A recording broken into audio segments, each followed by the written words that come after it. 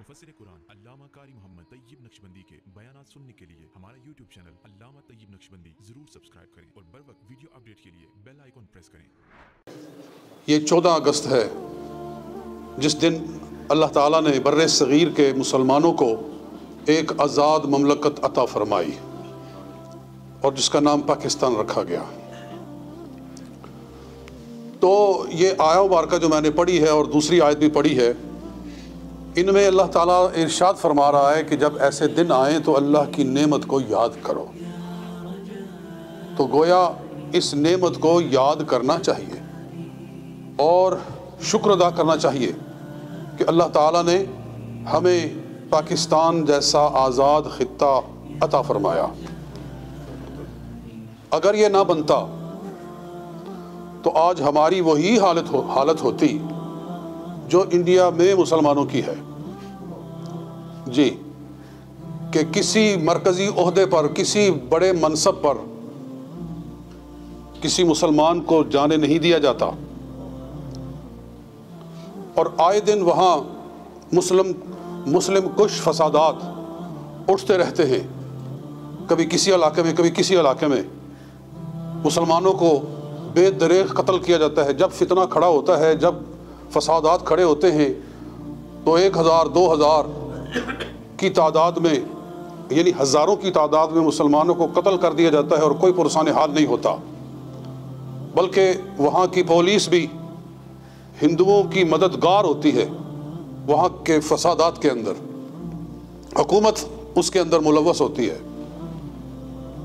और उस वक्त लाखों मुसलमान वहाँ के अफसोस करते हैं कि बहुत गलती हुई हमसे कि अगर हम भी हिजरत कर जाते। जब उनकी आंखों के सामने उनके प्यारे कत्ल होते हैं और उनकी अपनी जानों को लाले पड़ जाते हैं तो फिर वो कहते हैं कि हमसे बड़ी गलती हुई, काश कि हम भी हिजरत कर जाते तो अपनी जानें हम महफूज कर लेते। और बहुत सारे वो लोग जो इस तकसीम पर एतराज़ करते हैं, जब इस तरह के वाक़यात होते हैं तो उनको मानना पड़ता है कि कायद आज़म मोहम्मद अली जनाह ने जो तस्वुर पेश किया था वो बिल्कुल सही था कि ये दो अलग अलग कौमें हैं। हिंदू अलग कौम है, मुसलमान एक अलग कौम है, दो कौमी नज़रिया ये पेश किया था। असल में अल्लामा इकबाल रहमतुल्लाह तआला अलैह ने, जिनको मुसव्विर पाकिस्तान कहा जाता है, उन्होंने इलाहाबाद के खुतबे के अंदर ये तस्वुर पेश किया था पहली मरतबा कि अगर अंग्रेज़ यहाँ से जाना ही चाहता है तो फिर इस तरह किया जाए कि इलेक्शन करवाए जाएं। जिन इलाकों के अंदर मुसलमानों को ज़्यादा सीटें मिलें, यानी मुस्लिम लीग और कांग्रेस, इन दोनों जमातों के इलेक्शंस हों, जिन इलाकों के अंदर मुसलमानों को सीटें ज़्यादा मिलें वो इलाके मुसलमानों को दे दिए जाएं और जिन इलाकों में कांग्रेस को ज़्यादा कामयाबी मिले वो इलाके हिंदुओं को दे दिए जाएं।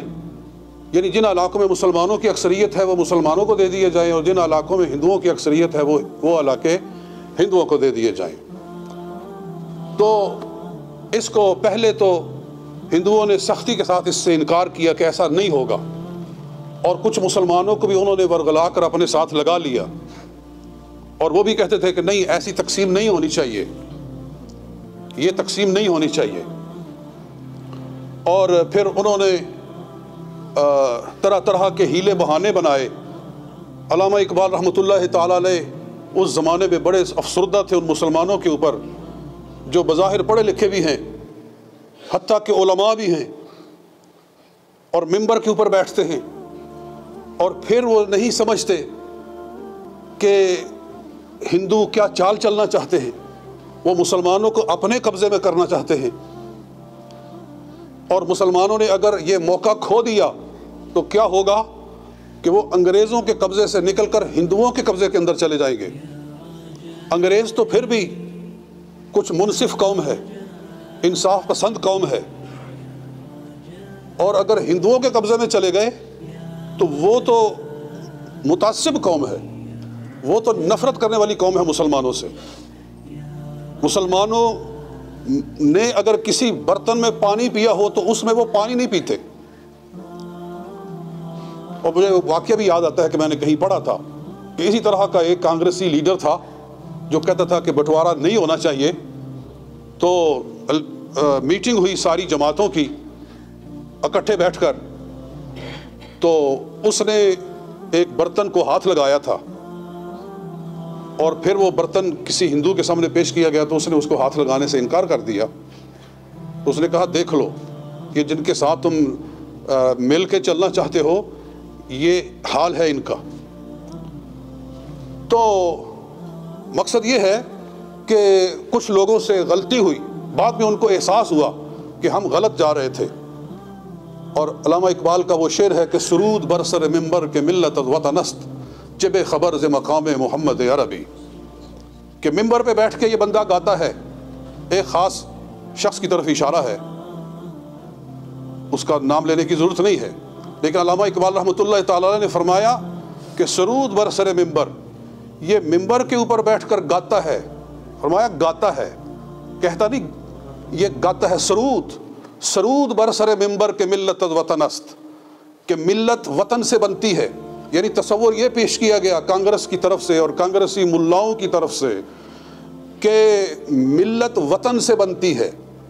ایک وطن ہو تو سب ایک ملت ہوتی ہے. علامہ اقبال نے فرمایا نہیں, ملت وطن سے نہیں بنتی ہے, ملت مذہب سے بنتی ہے. جی, قوم جو ہوتی ہے وہ وطن سے, علاقے سے نہیں بنتی کہ ایک علاقے کے لوگ جو ہوتے ہیں ایک قوم ہوتے ہیں. نہیں, قوم دین سے بنتی ہے. جن کا دین ایک ہو وہ ایک قوم ہوتی ہے. تو کہنے لگے کہ سرود برسر ممبر کے ملت وطن است چے بے خبر ز مقام محمد عربی. یہ بندہ مقام محمد عربی صلی اللہ علیہ وسلم سے کتنا بے خبر ہے, اس کو پتہ نہیں ہے کہ اگر ملت سے ہی قوم بنتی ہے تو حضور علیہ الصلوۃ والسلام نے مکہ کیوں چھوڑا تھا, آقا علیہ الصلوۃ والسلام نے ہجرت کیوں فرمائی تھی, اور کیوں کوشش کی کہ مسلمانوں کا اپنا ملک ہونا چاہیے, اپنی ریاست ہونی چاہیے. حضور علیہ الصلوۃ والسلام نے مدینہ شریف میں تشریف لا کر اپنی ریاست قائم کی کہ ہم دوسری قوموں کے نیچے رہ کر اپنے دین کے اوپر عمل نہیں کر سکتے. تو فرمایا کہ رسول اللہ صلی اللہ علیہ وسلم کے دین کی تجھے اتنی بھی خبر نہیں ہے. اور یہاں یہ بات بھی میرے ذہن میں آتی ہے کہ پاکستان ایک ایسا ملک ہے جو اس لائن پہ بنایا گیا جس لائن کے اوپر رسول پاک صلی اللہ علیہ وآلہ وسلم نے پہلی اسلامی ریاست مدینہ طیبہ کی شکل میں قائم فرمائی تھی, دین کے نام پر کہ ہم مسلمان ہیں اور ہم آزاد خطہ کے اندر اپنے دین کے مطابق عمل کرنا چاہتے ہیں. ہمیں ایک ملک ملے اور وہاں ہم اپنے دین کے مطابق زندہ رہے, جو ہمارا دین ہمیں کہتا ہے. تو پاکستان دین کے نام پر بنا کہ ہندو دوسری قوم, ان کا اپنا دین ہے, ان کا اپنا کھانا پینا ہے, جن چیزوں کو وہ حلال سمجھتے ہیں ہم ان کو حلال نہیں سمجھتے ہیں. اور دیکھ لے کہ ہندوستان کے اندر فسادات کس بنیاد پر ہوتے ہیں کہ کہیں بھولے سے مسلمان کو گائے ذبح کر دیتے ہیں جی, تو وہاں فساد شروع ہو جاتا ہے. وہ کہتے ہیں کہ گائے ہماری ماں ہے جی, انہوں نے ہماری ماں کو قتل کر دیا ہے. تو عجیب لوگ ہیں کہ گائے کو ماں کہتے ہیں لیکن بیل کو باپ کہنے کے لیے تیار نہیں ہے جی, اس کو پیو بھی کہو جی. یہ کیا طریقہ ہے, یہ بے وقوفی ہے, اس کو اور کیا کہہ سکتے ہیں. تو آئے دن فساد ہوتا ہے. اسی لیے کہا گیا کہ مسلمان ایک الگ قوم ہے, وہ اپنے دین کے مطابق جس کو وہ حلال سمجھتے ہیں, جس کو وہ حرام سمجھتے ہیں, جیسا وہ لباس پہننا چاہتے ہیں, جیسا ان کا دین ان کو کہتا ہے کہ یہ کھاؤ یہ نہ کھاؤ, یہ پہنو یہ نہ پہنو, دین جو انہیں کہتا ہے وہ اس کے مطابق عمل کریں. لہذا نعرہ لگایا گیا کہ پاکستان کا مطلب کیا, لا الہ الا اللہ, کہ ہم لا الہ الا اللہ کے ماننے والے ہیں, اللہ کی حاکمیت کو تسلیم کرنے والے ہیں, رب کی نازل کردہ وحی کو تسلیم کرنے والے ہیں, اس کے بھیجے ہوئے رسول کے ماننے والے ہیں. لہذا جو ہمیں ہمارا دین کہتا ہے ہم نے اس پر عمل کرنا ہے, اور اپنی آزادی کے ساتھ کرنا ہے, اور اپنی مختاری کے ساتھ کرنا ہے, کسی سے پوچھ کر نہیں کرنا ہے. یہ مقصد تھا پاکستان کے بنانے کا.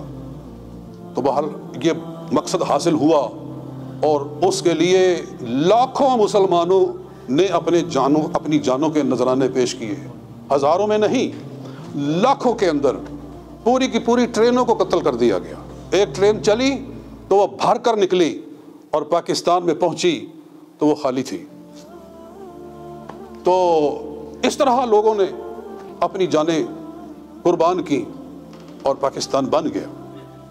لیکن پاکستان بننے کے بعد بہت ہی افسوس کا مقام ہے، بہت ہی دکھ اور درد بھری یہ تکلیف بھری یہ داستان ہے کہ پاکستان کو جو حکمران ملے وہ اچھے نہ ملے، وہ پاکستان کو درست سمت میں لے کر نہ چلے، وہ مفاد پرست تھے، وہ اپنی عیاشیاں کرنے والے تھے۔ اور پاکستان کی تاریخ میں جس کو سمجھتا ہوں کہ سب سے اچھا حکمران آیا ہے، جس کے دور میں پاکستان نے ترقی کی اور مضبوط ہوا، وہ صدر ایوب تھا، جنرل ایوب تھا۔ غالباً 10 سال کے قریباً اس نے حکومت کی، اور اس کے ملک میں اس کے دور حکومت میں یہ مثال ہے کہ پاکستان نے فرانس کو $6 ملین کا قرض دیا تھا۔ پاکستان نے قرض دیا تھا جی۔ آج ہم پائی پائی کے لیے ناک رگڑتے ہیں IMF کے آگے، وہ ہمیں کان پکڑواتے ہیں، اوپر سے جوتے مارتے ہیں، اور تب جا کر تھوڑا سا قرض دیتے ہیں اور ہم بڑے خوش ہوتے ہیں کہ واہ واہ واہ واہ، قرض مل گیا، قرض مل گیا، قرض مل گیا، جشن مناتے ہیں جی۔ سب اس کے اندر شامل ہیں، یہ کوئی ایک پارٹی کی بات نہیں کر رہا، میں سب نے مل کے ڈبویا ہے۔ اور اگر اللہ تعالیٰ صدر ایوب کو میں کہتا ہوں کہ 10 سال اور دے دیتا تو وہ پاکستان کو بہت مضبوط بنا دیتا، مگر اس کو کتا کتا کہا گیا، وہ بہت غیرت مند بندہ تھا۔ میں اسپیشلی اس کی قبر پر حاضری کے لیے گیا، ہری پور ہزارہ کے اندر، اسپیشل اس کی قبر پہ جا کے میں نے فاتحہ پڑھا کہ پاکستان کے اندر ایک کام کا آدمی آیا تھا تو یہ آیا تھا، اور پھر اس کے بعد اس سے غلطی ہوئی یا اس کو ایسا کرنا پڑا تھا، قانون کے مطابق اس نے اقتدار یحییٰ خان کے حوالے کر دیا۔ وہ پاکستان کا انتہائی مکروہ حاکم اس کو کہنا چاہیے، بدترین حاکم کہنا چاہیے۔ اس نے آدھا پاکستان اپنی شراب کی بوتل کے اندر ڈال دی، شراب کے پیالے کے اندر اس نے ملک ڈبو دیا جی۔ اس شرابی انسان کو کچھ خبر ہی نہیں تھی کہ کیا ہو رہا ہے کیا نہیں ہو رہا ہے۔ الیکشن ہوئے، یہ ماننا پڑتا ہے کہ اس کے دور میں فری اور فیئر الیکشن جو ہوا تھا تو صرف اس کے دور میں ایک دفعہ ہوا تھا، ٹھیک ہے، صحیح الیکشن ہو گیا، اور اس الیکشن کے مطابق مغربی پاکستان کے اندر پیپلز پارٹی کو اکثریت حاصل ہو گئی، مغربی پاکستان۔ لیکن مجموعی طور پر پورے دونوں خطوں کو ملا کر جو زیادہ سیٹیں تھیں تو وہ بنگلہ دیش کی عوامی لیگ کی شیخ مجیب الرحمان کی جماعت کی سیٹیں زیادہ تھیں۔ تو جب ان کی سیٹیں زیادہ ہیں تو پھر الیکشن کس لیے کروائے جاتے ہیں؟ اسی لیے کروائے جاتے ہیں کہ انصاف کے مطابق فیصلہ کیا جائے کہ جن کو اکثریت حاصل ہوگی ہے ان کو حکومت بنانے کا حق دیا جائے۔ لیکن اس شرابی آدمی نے کہا کہ اس نے گالی دی، میں وہ نہیں دہرانا چاہتا کہ ہمارے دوست بھی بیٹھے ہوئے ہیں، بنگلہ دیش کے مسلمان بھی بیٹھے ہوئے ہیں کچھ، اس نے گالی دی تھی اس نے، تو میں ان کو ملک نہیں ان کے سپرد کروں گا۔ اس کا نتیجہ یہ نکلا کہ پاکستان 2 لخت ہو گیا، آدھا ملک ہم سے جدا ہو گیا۔ جب قانون کے مطابق فیصلے نہیں کیے جاتے تو پھر اس کا نتیجہ یہ نکلتا ہے۔ بہرحال دوستو، میں بس دکھ کا ایک قصہ چھیڑ کر بیٹھ گیا کہ ہمیں کس طرح کے حکمران ملے، اور پھر اس کے بعد ایک بڑا موقع آیا کہ پھر جنرل ضیاء الحق کی بھی حکومت آئی۔ جنرل ضیاء کے دور میں روس افغانستان میں داخل ہوا اور پاکستان کو یہ کہا گیا کہ اگر تم نے ہماری مدد نہ کی اور روس کو یہاں سے نکالنے کے لیے ہمارا تعاون نہ کیا، امریکہ نے کہا، تو یہ پاکستان میں بھی آ جائے گا، لہذا ہماری مدد کرو۔ ٹھیک ہے جی، مدد کرتے ہیں۔ اس موقع پر یہ بارگیننگ کرنے کا بہترین موقع تھا کہ ہم تمہاری مدد کرتے ہیں افغانستان سے روس کو نکالنے کے لیے، تم ہماری مدد کرو کہ کشمیر سے بھارت کو نکالو، تم اس کو نکالو، ہم تمہاری مدد کر کے روس سے افغانستان کو نکال دیتے ہیں۔ لیکن وہ موقع کھو دیا، غلاموں والی ذہنیت رکھی کہ جو آرڈر ملتا ہے بس اس کو پورا کرنا ہے۔ تو اس کا نتیجہ پھر یہ نکلا کہ افغانستان کے طالبان کو جب امریکہ کی طرف سے مدد ملنا شروع ہوئی، پاکستان کے ذریعے سے اسلحہ جانے لگا، ٹریننگ دی جانے لگی ان کو پاکستانی فوج کی طرف سے طالبان کی، تاکہ وہ لڑے روسیوں کے ساتھ اور روس کو وہاں سے نکالیں، تو وہ اسلحہ جو افغانیوں کو دیا جاتا تھا وہ پاکستان کے اندر فروخت ہونے لگا، اور پاکستان کے اندر ہر بندے کے ہاتھ میں کلاشنکوف آ گئی اور فساد اور دنگا شروع ہوا۔ بہت ہی تکلیف دہ واقعات ہیں۔